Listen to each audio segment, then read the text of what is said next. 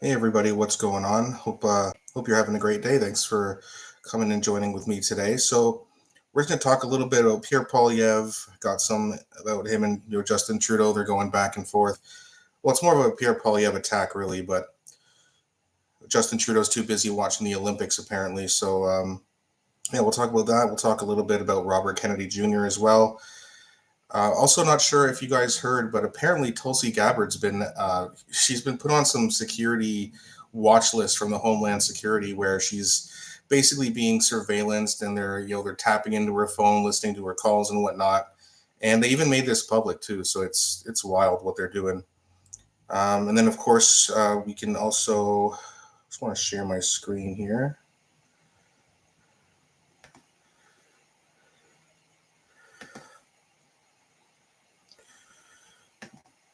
Okay, actually we're gonna talk little bit about Robert Kennedy, just an update here. So he's only got Rhode Island, Kentucky, Mississippi, Arizona, and Wyoming to go. He's on the ballot, and he's qualified to get up to 506 electoral votes. So I mean, this is good news, right? I mean, I know that the Democrats, they're trying to stop him. They're trying to do whatever they can to keep him off the ballots. They've tried suing him in Texas. They're trying right now to sue him in New York. Um, they keep saying, they keep smearing him. They keep saying he doesn't have a chance, and that he's no worry, and that he's a whack job and all this nonsense. But I mean, if he wasn't a threat and if they weren't worried, then they wouldn't be doing this. So I'm not sure what they or why they think that the guy has no chance. They're just scared of him because they know if he wins, he's an even bigger threat than Donald Trump. Uh, ATN says, hey, what's going on? Thanks for joining. And just want to let you guys know as well, if you don't be shy, or you can say, hey, you can ask a question, leave any comment you want.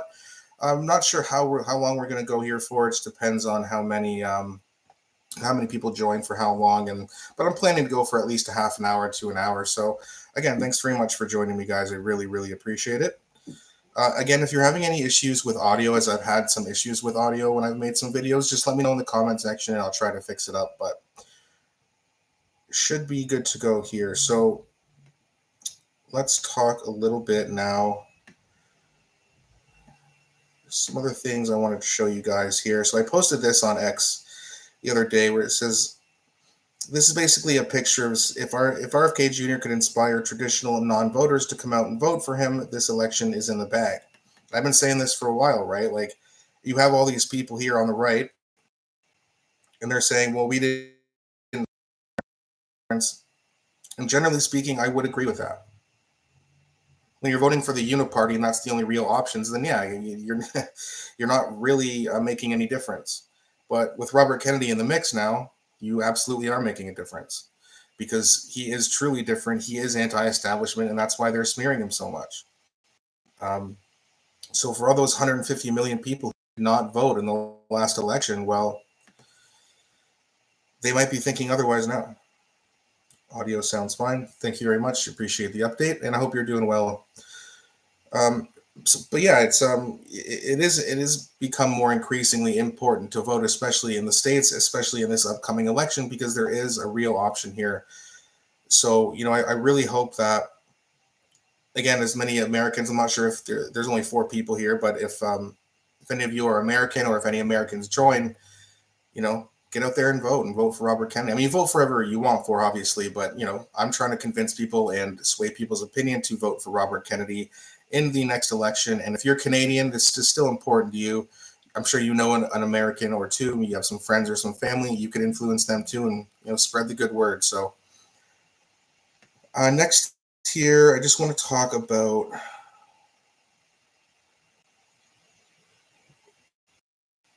some more Robert Kennedy stuff. We'll talk about that a bit later here.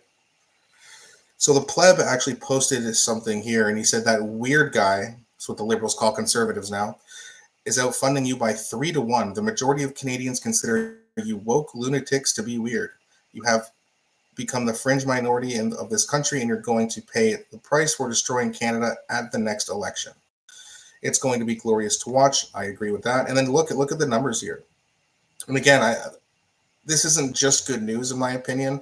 I mean, yes, clearly people are backing Pierre Poilievre way more than any other party, but $20 million. I mean, where's that coming from? Is it all grassroots donations, or is there some corporate money in there too? And that's what concerns me. Every time you see these big donations, it's like, well, who's doing it? Because whoever's doing it is definitely in the pocket of our politicians. Just followed on X. Thank you very much. I appreciate it. I really appreciate all you guys joining me here today. Looks like we got a little bit of an audience building up. Usually, like I haven't done a live stream probably since May, but I thought I'd try it out again since my subscribers have basically doubled in that amount of time. So hopefully we can get a nice following here. So, and again, for those of you just joining, please don't be shy. Let your opinions be heard. Ask any questions you want, or just say hey. But yeah, back to the federal funding. I wish they kind of did like a breakdown. Jesse Ventura and Robert Kennedy actually have a really good idea. Is that every time these politicians go to a debate, they should wear logos of corporations on them, kind of like a NASCAR suit. That way we know who owns them, right? And again, if Pierre Poilievre's, if this is all grassroots donations, that'd be great. But I just have a feeling they're not. And that's why, if I ever do meet Pierre Poilievre, I do have some tough questions for him. I'm not sure if he'll answer them. Maybe he won't, maybe he will. But if I ever do get the chance to meet him, then yeah, I'm going to be asking him, hey, where are these donations coming from?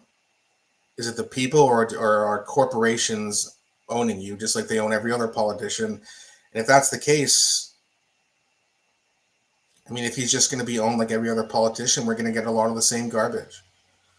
But I hope I'm wrong about that. I hope it is grassroots. I like RFK too, but I love how Trump makes leftists. That is true. I mean, that's the thing about Trump. People say he's such an asshole. Yeah, you kind of have to be in this world if you want to get what you want and get where you need to go. And if you're going to expose other people for their corruption, not that he's completely free and clean of that, but when you expose other people's corruptions, of course, they're going to say mean things. But it is funny how Trump, his insults are pretty funny. Although I do feel that he's back down with that. He's not nearly as vicious as he was back in 2016, but still pretty good. Okay, so after 9 years of Trudeau, housing costs have doubled. And then there's a petition here. Let me actually throw this up. I'm going to throw this up in the chat in case you guys want to sign it. I'll be doing that a little bit later. I won't do that live on a live stream, but let me post this in the chat in case you guys are interested in signing that. All right, there it is in the chat. If you guys want to have a look at it, please feel free. I'm not sure exactly what signing a petition really does, but any way to let your voice be heard is a good thing in my opinion. So, average asking rent all property types in Canada in 2029, so summer just before the pandemic, it was about 1,800. It then went down to about 1,650, it looks like. And then ever since the pandemic, I mean, look at this. 1,900 in July of 2022, just about 2,100 in July of 2023, and then in July of 2024, $2,200. I mean, we don't have to get into exact details on how much you guys are paying for rent, but I mean, this is kind of crazy, right? I mean, if this rate continues, I mean, we're going to be paying $3-4 grand a month, for a bachelor apartment. And what are we going to make? Even if you work 80 hours a week at the wages we're making right now, I mean, if you're just an average employee like me, I mean, we're kind of screwed.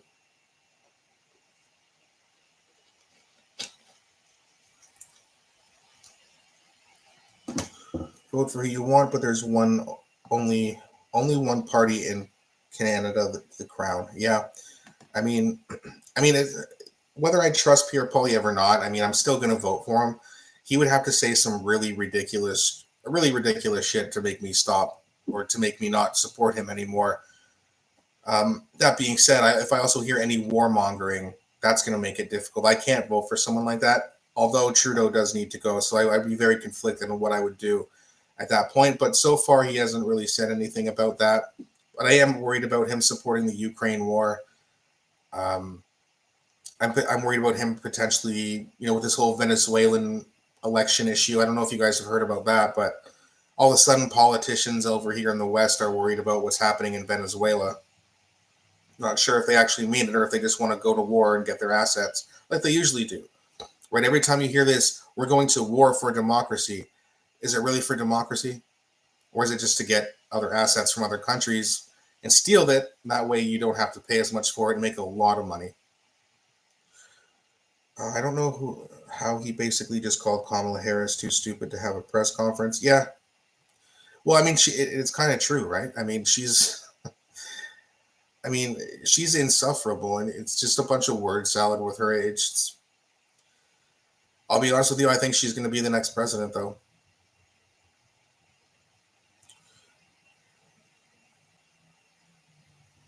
That's finished for horrible shit. Yep.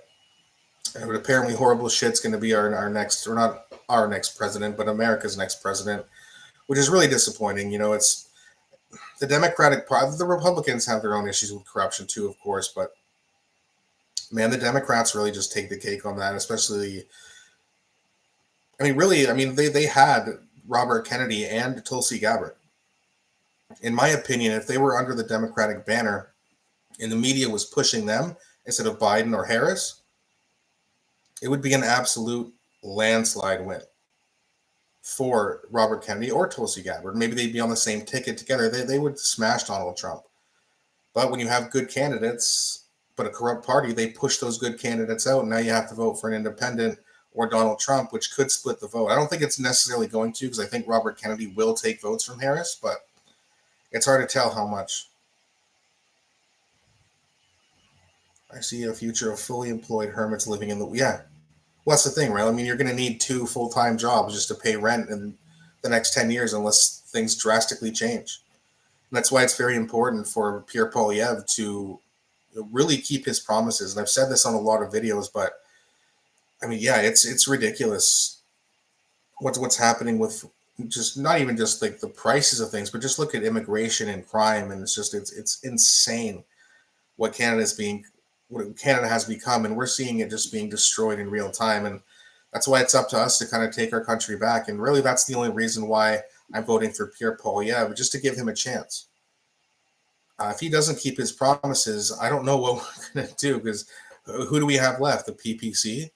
Maxime Bernier can't even win a by-election. And I know PPC supporters kind of get upset with me when I say that, but that being said, I'm on your team. I'm a populist, or I'm more center libertarian populist. I know there's differences. It's just libertarianism and populism, especially left-wing or slightly center-left populism and libertarianism are very close, but I know there are some differences. But in my opinion, if you're right-leaning, if you are center right, center left, you're on the right side. It's just these far left liberal politics and policies that we have right now, it's really just destroying the country. But we will be able to get rid of that, and then we have to make sure we hold Pierre Poilievre accountable 100%. All right, let's go down here. Yeah, so apparently there's a member of ISIS immigrated to Canada on Trudeau's watch, and he was even given citizenship. So again, the immigration problem is absolutely an issue for sure. Now, I also wanted to talk a little bit, going back to Robert Kennedy. I don't know if you guys saw this, but Joe Rogan actually, it sounded like he endorsed him. Now, Joe Rogan has come out and said, I am actually not, or I did not endorse Robert Kennedy. He was just saying some nice things about him. Now, I'll be honest with you, I was a little bit disappointed when I heard that, because I really do want Joe Rogan to endorse Robert Kennedy. I think his influence would be huge. I really hope that Robert Kennedy can go back on his show within the next couple months before the election to get some more hype behind him. Because I'm pretty sure Joe Rogan is going to Robert Kennedy versus Donald Trump or Kamala Harris anyway, so why not say it publicly? It would be a good thing for him to do. So here's a quick 31-second video of what Joe Rogan had to say on his podcast the other day. That's just what they do. That's politics. They do it on the left. They do it on the right. They gaslight you. They manipulate you. They promote narratives. And the only one who's not doing that is Robert F. Kennedy Jr. You a fan? Yeah, I am a fan. Yeah, he's the only one that makes sense to me. He's the only one that he doesn't attack people. He attacks actions and ideas, but he's much more reasonable and intelligent. I mean, the guy was an environmental attorney and cleaned up the East River. I mean, he's a legitimate guy. That's just what they do. That's politics. Yeah, I mean, well said. It was just a quick little endorsement, but Robert Kennedy also, he makes a big deal. He cleaned up the Hudson River, right? Good environmental lawyer. Rogan's right about that. But also his issue with BlackRock buying up all these residential houses, and we have that here in Canada, right? It's just all these other corporations. But if you trace like where the money is going to, where it's leading up to, it's either going to BlackRock, State Street, or Vanguard. I'm sure there's other companies too, especially up here in Canada or over in Europe, that are seeing this, and they are just basically trying to make a class of renters, right? I mean, if you have to deal with major companies buying up just communities worth of residential property, we're not going to have anything left. We're not going to outbid them. They can just pay cash. They'll just come right from under you. Right as you're about to put in your final offer, oh, sorry, we got a call from this company. And this company traces back to another big company that's buying up all our properties. What's the best way for the middle class families, whether it be Canada or America or really anywhere, to build wealth? It's to own a home, pay it off. You have the equity. It adds to your net worth. When you do finish paying it off, you don't have a mortgage and you have a place to live. It's one of the most important assets to have, especially if your goal is to build wealth. If you want to have a net worth of $1 million and you have a $500,000 house that's been paid off over a 30-year time, and you bought it when it was $250,000, $300,000, you made $200,000 to $250,000 of equity, and it's paid off. So you have that house and you have equity. If you have some retirement funds, it's really not easy, but it's easier to build up your net worth to be up to $1 million or more. So, and I mean, you're going to need it. I mean, the people who aren't worth at least $1 million in the next 10 to 20 years, we're screwed. I mean, the middle class is being disappeared. In the future, you will either be rich or you will be poor, and most of us will be poor. I don't like Quebec for the same. Yeah, I'm sure. I mean, it's really all of Canada. I mean, I know there's federal policies and then there's provincial policies, but that being said, I mean, the amount of overreach that Justin Trudeau has and the things he can do. I mean, if he really wanted to, he could probably override most of what provincial governments want to do. I mean, look what he did with the Emergency Act. That was a huge overreach of government. If he's done it before, he'll probably do it again. Although he did lose his ruling in a federal court where they actually found him guilty of violating our Charter of Rights by invoking that Emergencies Act. However, he's appealing it. It's going to go to the Supreme Court. Although I haven't heard any news about that, whether that's still going on or whether it's been dropped or what. But I just have a feeling Justin Trudeau, who by doing this technically committed treason, he'll never face any jail time for it. He won't face any punishment for it. It's disgusting. Okay, looks like my computer's about to die, so I'll just be right back, guys. Give me 1 second.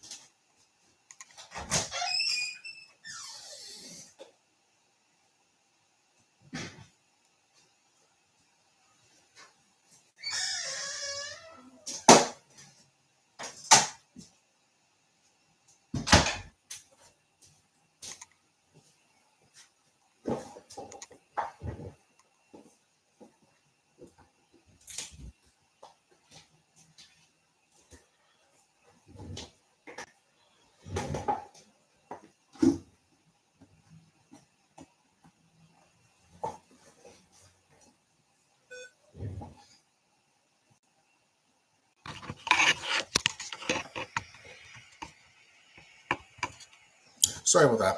Just had to get the old battery charger here. Just didn't want to disappear on you guys, so thanks for holding. So yeah, again, if you have any questions, if you have any comments, if you just want to say hi, don't be shy. You can just pop in the comment section, and I do appreciate, and I'll read as many as I can as well. So I do appreciate you guys joining once again.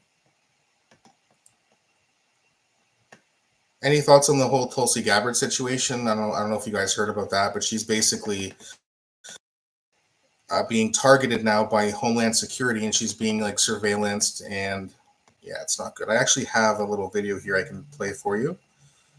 Oh, sorry, this is Tulsi Gabbard. Actually, this is what I believe got the Homeland Security suspicious of her. But let's just have a look at this, where she's talking about Tulsi Gabbard and Laura Ingraham discuss the Democrats' attempt to squash the major Robert Kennedy threat.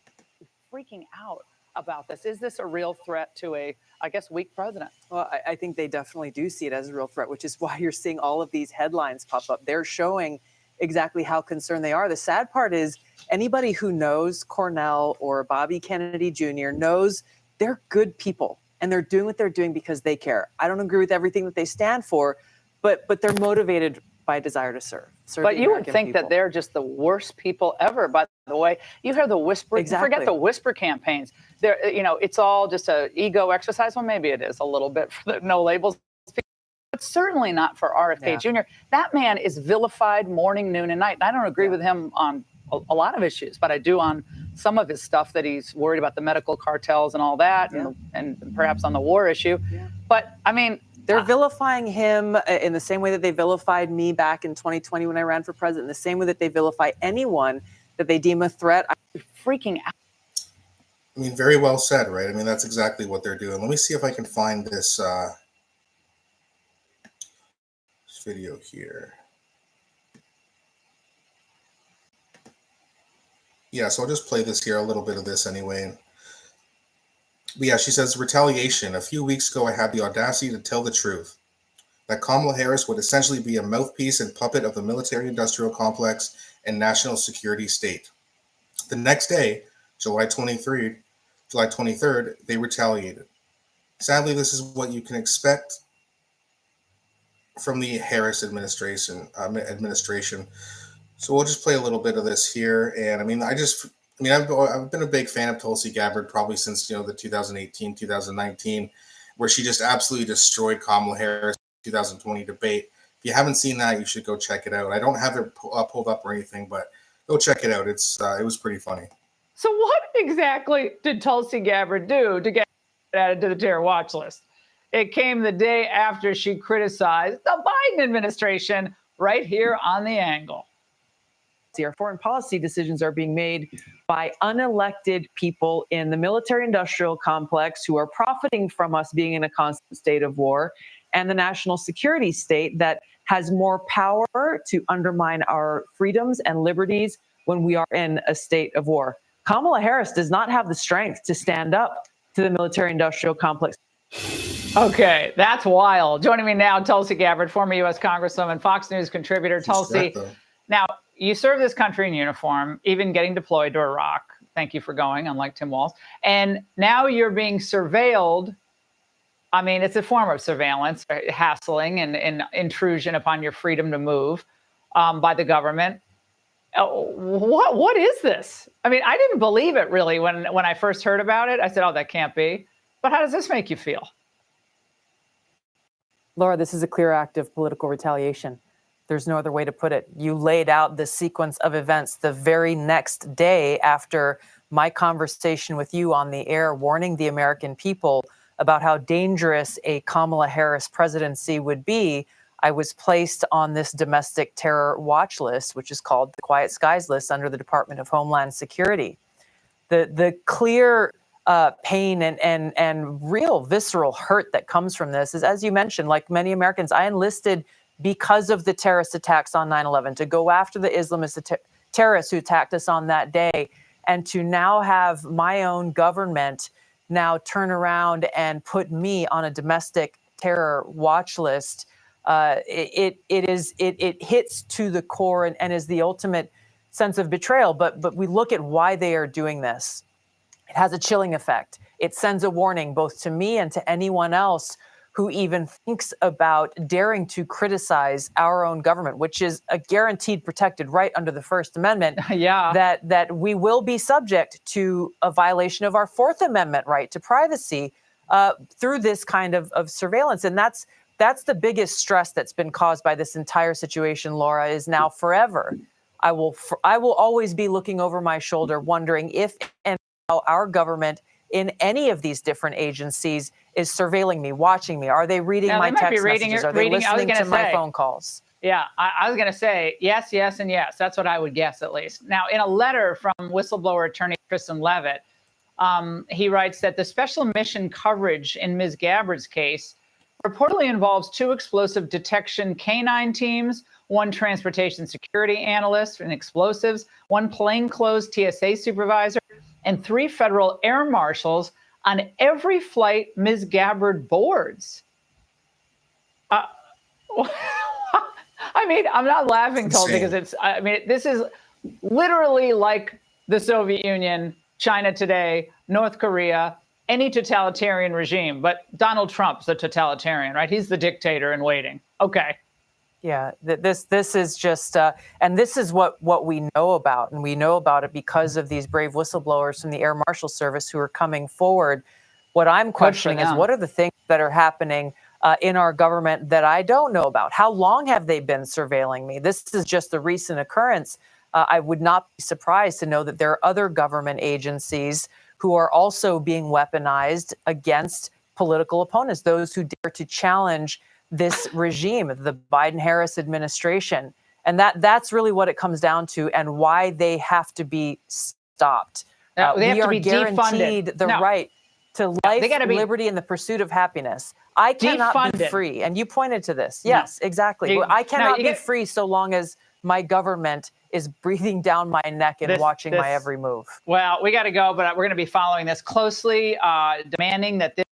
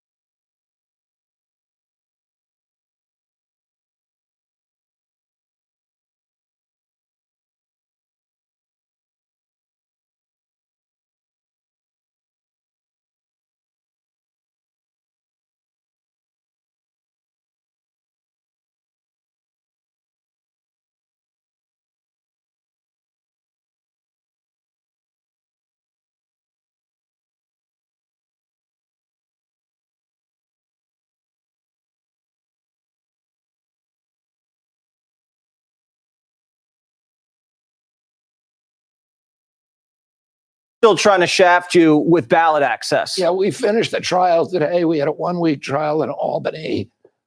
The DNC is trying to get me off the ballot in New York State and then all the other states. So they're essentially suing me in every state. In order to get on the ballot in this state, they made so many signatures. You need to get 47,000 signatures in 45 days. They tried to make it insurmountable. We got 150,000 signatures. We got 1 million signatures nationally, and we're now on the ballot on all. We have enough signatures now to get on the ballot in every state. Something everybody said we couldn't do. There's 1 million Americans who want to vote, who want to see my name on the ballot. The DNC strategy is to make sure that they will not see me on the ballot. My father and uncle, when they were running the Democratic Party, their big objective was to make sure that every American could vote. And today, the DNC is about making sure that people don't have that opportunity. All right.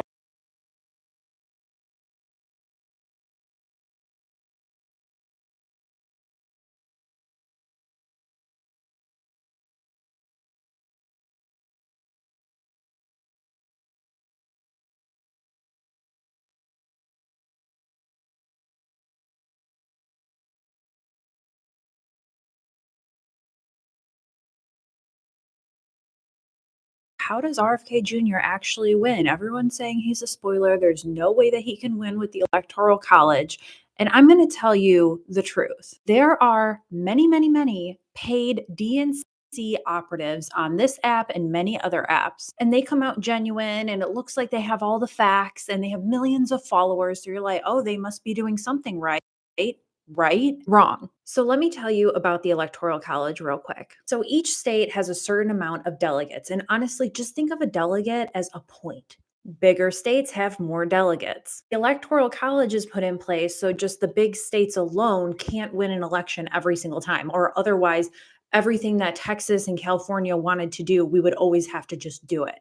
In 48 states, there is a popular vote, and whoever wins the popular vote wins all points, all delegates. Maine and Nebraska are the only ones that the same amount of points are awarded to whoever won that percentage of the popular vote. Are you keeping up? There is a total of 538 electors or points. You get a majority, which is 270 electoral votes, you win the presidential race. So does Kennedy have any chance of getting that? Let's talk about it.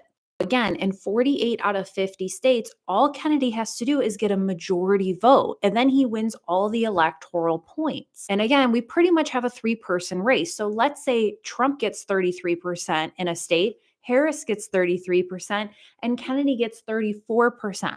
Yeah, it doesn't even have to be 50. All he has to do is get 34% if the other two have 33, and he wins that whole state. There are a lot of polls that have him around 20% right now. And I can tell you, most of those polls are way underrepresenting him. What they'll do is they'll ask, do you want Trump, Harris, or other? And that is not a reliable poll if someone has to click other and then another screen pops up with the other candidates. Every candidate should be listed right on that screen just as they would appear on the ballot. But I digress. So this is how Kennedy wins. You vote for him. It's that simple. And in your state, if he gets the majority, then he wins all electoral points. And if that happens in enough states, he'll get 270 and he'll win. Now, what happens if no candidate gets to 270? If no candidate gets 270, it would be a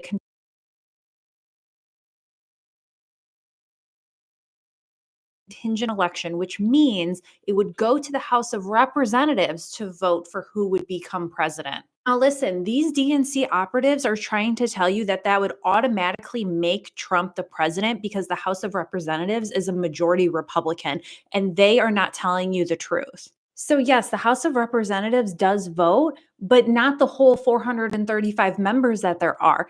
Every state gets one vote. So you would only need 26 votes out of the 50 to become president. My guess is that the breakdown, when you actually break it down state by state, is about half Democrat, half Republican. So imagine this situation where you have 25 Republicans and 25 Democrats. Do you think Republicans are going to vote for Harris? And do you think Democrats are going to vote for Trump? They would probably have to agree to an alternative because I don't see those situations happening. But here's a fun fact for you. Ross Perot back in the day was also considered a spoiler candidate, but guess what? Exit polls showed that he would have won if people just voted their conscience. But instead, people were like, I don't think he has a chance of winning and I don't want to throw away my vote.